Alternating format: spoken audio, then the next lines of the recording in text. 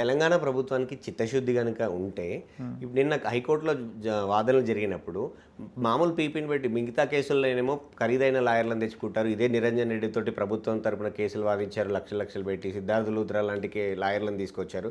కానీ ఇక్కడ మొత్తం 3 గంటల పైన జరిగిన దాంట్లో వాదోపవాదాలు జరిగితే కనీసం ఒక 20 సెకండ్లు 30 సెకండ్లు కూడా అవును కాదు అని చెప్పడానికి ప్రభుత్వ లాయర్ ఉన్నారు తప్ప అంతకుమించి ఏం చెప్పలేదు. కాదు ఇది జరిగింది అని చెప్పలేకపోయారు. చిత్తశుద్ధి కాదు లేదు అనడానికి ఇది నిదర్శనం కాదా అంట. ఇది కోర్ట్ హాల్స్ అనేటటువంటివి ఎంటర్టైన్మెంట్ కోసం చేసుకునే రెజ్లింగ్ రింగులు కావు. చట్టం అనేటటువంటిది ఒకటి ఎస్టాబ్లిష్ చేసుకుంటా మనం ఆల్రెడీ ఏవైతే మనం సబ్మిట్ చేసుకుంటామో ఆ యొక్క రిపోర్ట్ దాన్ని తగ్గట్టుగానే ఆ యొక్క డాక్యుమెంట్స్కి తగ్గట్టుగానే ఆర్గ్యుమెంట్స్ అనేటటువంటి జరుగుతాయి. ఆడ అవతల ఆర్గ్యుమెంట్ ఎంత చేసినప్పటికీ మనం దాన్ని ఒప్పుకోకుండా మన సబ్మిషన్స్ మనం చెప్పేసినప్పుడు దాని గురించి ఊకే నువ్వు మాట్లాడినా కాబట్టి నేను మాట్లాడినా కాబట్టి నువ్వు మాట్లాడతా ఇక్కడ మాట్లాడుకున్నట్టుగానో టీవీ డిబేట్లలో మాట్లాడుకున్నట్టునో అక్కడ ఉండదండి.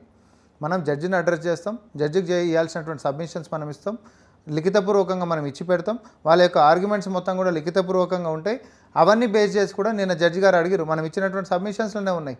ఇప్పుడు 1, 2, 3 కూడా ఉన్నాయని అనుకుందాం జరసేపు. కొంతమంది ఆయన అవతల సైడ్ ఎవరు బండి భగీరథ్ అడ్వకేట్ ఏమని మాట్లాడిండు, ఇక్కడ డేట్లు కొన్ని చేంజ్ ఉన్నాయి కాబట్టి వయసు అనేటటువంటిది మేజర్ మైనర్ అని. జడ్జి గారు ఒకటే సూటిగా అడిగిండ్రు, మీరు చెప్పదలుచుకుంది ఏంటిది, ఏజ్ ఆమె మేజర్ అని చెప్పదలుచుకోరు, ఇది పోక్సో కేసు కాదని చెప్పి అనదలుచుకోరా, చెప్పండి స్ట్రైట్ ఫార్వర్డ్ అంటే నేను అట్లా అంటలేను. ఎందుకంటే ఉంటున్నట్టు అన్ని సర్టిఫికేట్లని ఒకవేళ పరిగణనలోకి తీసుకుని ఆమె మైనరే ఉంది. విషయం మైనర్ అయి ఉంటున్నప్పుడు ఇంకా దాని గురించి చర్చ దేనికి? దాని మీద ప్రభుత్వాన్ని ఆరోపించడం ఏంది, అడ్వకేట్లను ఆరోపించడం ఏంది? వాళ్ళ యొక్క డేట్ ఆఫ్ బర్త్ సర్టిఫికేట్లు ప్రభుత్వం పోయి తయారు చేస్తుందా? వెనకటికి 15 సంవత్సరాలు వెనక్కి పోయి ఏమైనా కొంచెమని అర్థం ఉండి మాట్లాడాలి కదా. విమర్శిస్తే ఒక పనికొచ్చేటటువంటి విమర్శలు ఎక్కువ ఉండాలి. నిన్న చూసిన ఎవరో రౌండ్ టేబుల్ పెట్టుకొని ఒక ఆయన మాట్లాడుతుండు, ఆయననే కర్త, ఆయననే కర్మ, ఆయననే క్రియ లెక్క, ఆయననే మొత్తం కనిపెట్టించిన లెక్క మాట్లాడుతుంది చట్టాలని. మాట్లాడింది ఒక్కటన్నా నిజం కాదు, ఒక్కటి కూడా లాజికల్గా ఫిట్ అయ్యేది కాదు. ఏం ఎడ్యుకేట్ చేద్దాం అనుకుంటున్నాం సొసైటీని? చట్టం మీకు నచ్చినట్టు రాసుకుంటారా, ఉన్నటువంటి దానికి రిఫర్ చేసుకుందామా? ప్రభుత్వానికి ఏం సంబంధం అబ్బా? కనుక my question is very straight. ఆ పిల్ల సర్టిఫికేట్స్ ఈ ప్రభుత్వము ఏ ఉన్న సర్టిఫికేట్స్ అనేటటువంటి సబ్మిషన్ జరగాలి. అక్కడికైనా సబ్మిషన్స్ ఉంటున్నాయనంటే అక్కడ ఆర్గ్యుమెంట్ మనం ఏం చేసినాం, ఏవి తీసుకున్నా అయితే మైనరే ఉంది కదా, ఇది పోక్సో కేసు అని వాదించడం, దానికి 10 సార్లు ఊర్లాలనా ఇది మనం ఏమన్నా? గతం అయిపోయింది. ఆ దాని మీద ఆ యొక్క అడ్వకేట్ని అడిగినప్పుడు ఏమైంది, లేదు నేను దాని గురించి నేను మాట్లాడతలేను, డేట్లు అటు ఇటు ఉన్నాయి కాబట్టి దాని యొక్క శాంక్టిటీ గురించి అని మాట్లాడింది ఆయన. ఇప్పుడు వాళ్ళకి ఏమైనా బెయిల్ గిట్ వచ్చేసిందా? రాలే కదా. సో ఇంటరిమ్ రిలీఫ్ అనేటటువంటిది అడిగినరు. ఇంటరిమ్ రిలీఫ్ కూడా ఆ యొక్క బాధితురాలను నేను పిలిపించుకొని మాట్లాడుతూ అన్నారు. సో మనం చేయాల్సినటువంటి సబ్మిషన్స్ మొత్తం చేసినాం. End of the day discretion అనేటటువంటిది ఎవరిది, విచక్షణ అనేటటువంటిది జడ్జి గారిదే కదా. మన చేతులలో మనం చేయాల్సినటువంటి సబ్మిషన్స్ మనం చేస్తాం. జడ్జి గారి మీద కూడా ప్రెషర్స్ తెస్తున్నారు అనేది కూడా సోషల్ మీడియాలో ఈరోజు జరుగుతున్నటువంటి. మళ్ళీ నువ్వు సోషల్ మీడియా అనకబ్బా, ఈడు మీడియా ట్రయల్స్ చేసుకోనికే చట్టం అనేటటువంటి మీడియా ట్రయల్ కాదు. నేను మళ్ళీ కూడా చెప్తున్నా, బయట చాలా రాజకీయం జరుగుతుంది. ఓడు ఇంకో నేషాలంటాడు, ఓడు ఇంకో చేయాలంటాడు. అంటే అంతవరకు పరిస్థితి వచ్చింది అంటే జడ్జి గారికి కూడా ఒక ఆపాదించేటువంటి పరిస్థితికి వచ్చింది. వస్తారు, మస్తుకు వస్తారు.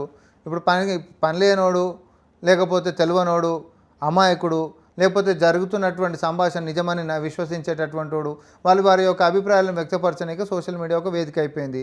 ఎవరికి నచ్చినట్టు వాళ్ళు పెట్టుకుంటారు. కానీ సాక్ష్యాలు అనేటటువంటివి, తర్వాత చట్టాలు అనేటటువంటివి, తర్వాత కోర్టులు అనేటటువంటి వ్యవస్థ ఒకటి ఉంటుంది కాబట్టి చట్ట ప్రకారంగా ముందుకు పోవాల్సిందే. కానీ సోషల్ మీడియాలో ఎవడో పోస్ట్ పెట్టిండు, దానికి 4 మిలియన్లు పోయింది కాబట్టి ఆ 4 మిలియన్లు ప్రజలు చూసిరు కాబట్టి దాని తగ్గట్టే తీర్పులు ఇస్తామని నీకు ఉంటుందా ఏంది? అట్లా ఉండదు. అది కాదు. జీవితం అనేటటువంటిది ఇష్టం వచ్చినట్టు కాదు. అప్పుడు దిశ మ్యాటర్లు కూడా అంతే అయింది కదా. అప్పుడు ఏమైంది, హుటాహుటిన ప్రజల నుంచి వచ్చినటువంటి ఆ యొక్క ప్రెజర్ తోటి వాళ్ళు తర్వాత ఏదో ఎన్కౌంటర్ జరిగిందని అన్నారు, దాని మీద ఒక కమిషన్ వేసిండ్రు. తర్వాత వాళ్ళు ఆపాదించేది ఏంది అన్నట్టు అది ఫేక్ ఎన్కౌంటర్ కిందకి అయింది. అసలు పోలీసు వాళ్ళ మీద మర్డర్ కేసులు పెట్టాలన్నారు. ఎవరి ప్రెజరు, లేకపోతే ఎవరి జీవితాలు, ట్రయల్ జరిగి ఉంటే అసలు చేసిర్రా చేయలేదా, వాళ్ళ కాదా అనేటటువంటి తెలియాలి. సొసైటీలో ఒక ప్రెజర్ ఉంది కాబట్టి టక్మని చేసేసేయాలి. ఇప్పుడు ఆ పిల్లకి అన్యాయం జరిగిపోయింది కాబట్టి ఆ పిల్లని ఇంకేదైనా చేసేసేయాలని కూడా ప్రెజర్ వస్తుంది. అంటే చేసేస్తారా? లేకపోతే ఆ పిల్లాడు పెట్టినటువంటి హనీ ట్రాప్ కేసు, ఈ పిల్ల మీద ఇవన్నీ ఆరోపణలు ఉన్నాయి, పలానా వీడియోలు అన్నీ కనిపిస్తున్నాయి కాబట్టి ఆ పిల్ల మొత్తము క్యారెక్టర్ బ్యాడ్ అని చెప్పేసి ఆ పిల్ల మీద ఏమైనా చేస్తారా? కుదరదు. అట్లా ఎవడి అభిప్రాయాలు వాళ్ళకు ఉంటుండొచ్చు. కానీ చట్టం అనేటటువంటి ఒకటి ఉంటుంది, అది ఒకటికి చుట్టం కాదు. ఎవరిని కూడా మనము స్పేర్ చేయడానికి లేము. ముఖ్యమంత్రి గారు స్పష్టంగా చెప్పింది అది.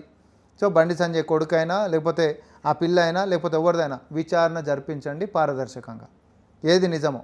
ఎందుకంటే నిజంగానే ఆ పిల్లకి అన్యాయం జరిగిందనుకోండి, చట్ట ప్రకారంగా శిక్షించండి.